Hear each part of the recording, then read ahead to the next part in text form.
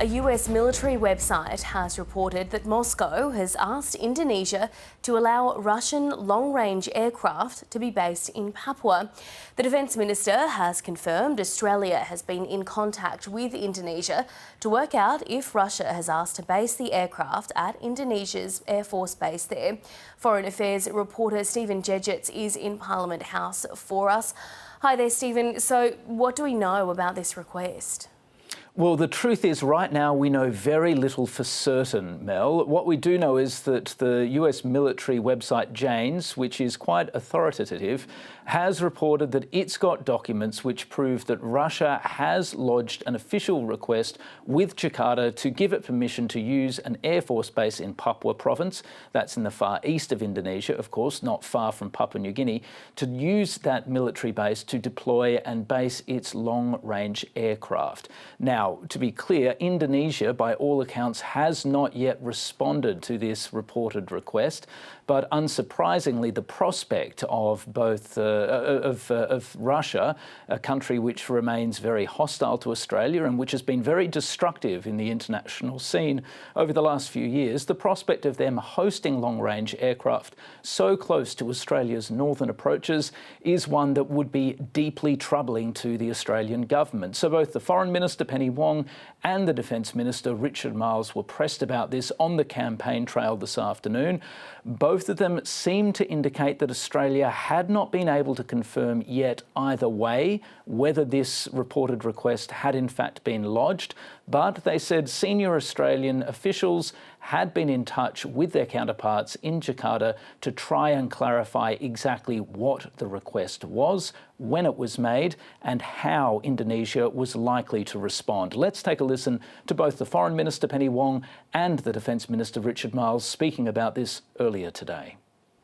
I'm aware of the reports and I can be clear that we as a government have reached out to confirm those reports and to understand whether or not those reports are accurate and what the status of those requests from Russia are. As you know, Russia is engaging in an illegal and immoral war against Ukraine.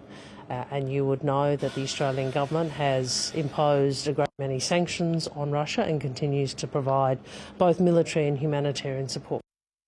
We have a very close relationship with Indonesia. We have a growing defence relationship with Indonesia. We have already been engaged with Indonesia on this request. I'd note that at this point Indonesia has not responded to this request. We will keep engaging with Indonesia in a way which befits a very close friend and a very close friendship between our two countries.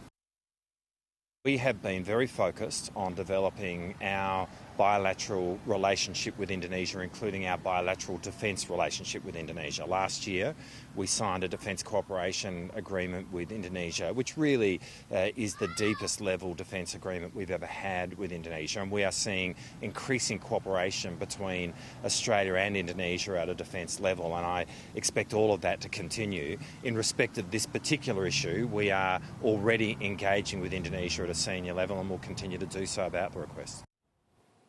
So, Stephen, has there been any response from Indonesia?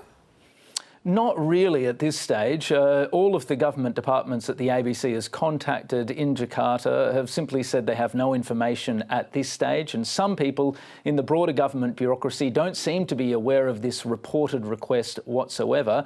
That in itself is not necessarily a tell of anything, because sometimes requests like this, particularly ones that are particularly sensitive, are pretty tightly held. In other words, they don't get seen by many people. In Jakarta, it may be that only senior officials, officers and politicians are aware of this request. That's assuming that it has in fact been lodged.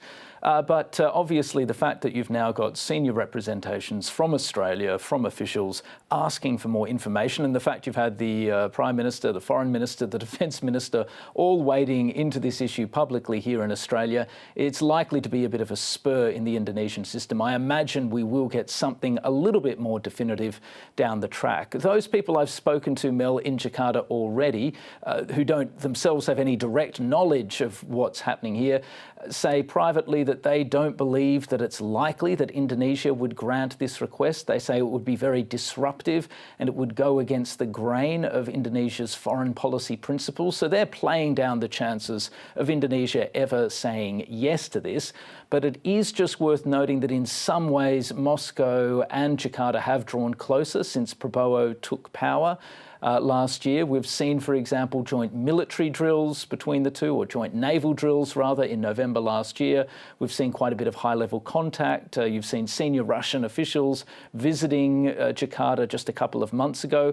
So all of this means that Australia will want to get a pretty cast-iron assurance from Jakarta pretty quickly that this request, assuming it has in fact been lodged, that this request will get very short shrift from the government in Indonesia. And this is, of course, quickly becoming a campaign issue. Yeah, unsurprisingly, both the Prime Minister, Anthony Albanese, and the opposition leader, Peter Dutton, have both fielded questions on this, quite a few questions in the Prime Minister's case. The opposition leader, Peter Dutton, says that it would be a very, very serious indictment of the Albanese government if it was taken unawares by this report. He said it would be a catastrophic failure of diplomacy if Australia wasn't aware of this request before it was broken by the Jane's newsletter when it came out earlier today.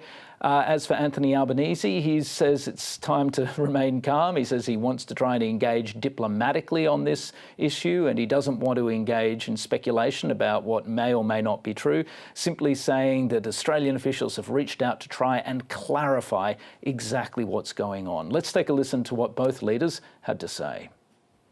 This would be a catastrophic failure of diplomatic relations if Penny Wong and Anthony Albanese didn't have forewarning about this before it was made public. This is a very, very troubling development and suggestion that somehow Russia would have some of their assets based in Indonesia, only a short distance from obviously the north of our country. We need to make sure that the government explains exactly what has happened here. Did the Prime Minister know about this before it was publicly announced by the President of Indonesia? And what is the government's response to it? Well, what we're seeking is proper clarification. That's the way you deal with international relations. Making sure that you're not flying from the hip. What we didn't do when the United States made its decision on tariffs was question our defence relationship with the United States. It took John Howard to intervene to point out to Peter Dutton that that wasn't appropriate. We'll respond in an appropriate way with our friends in Indonesia.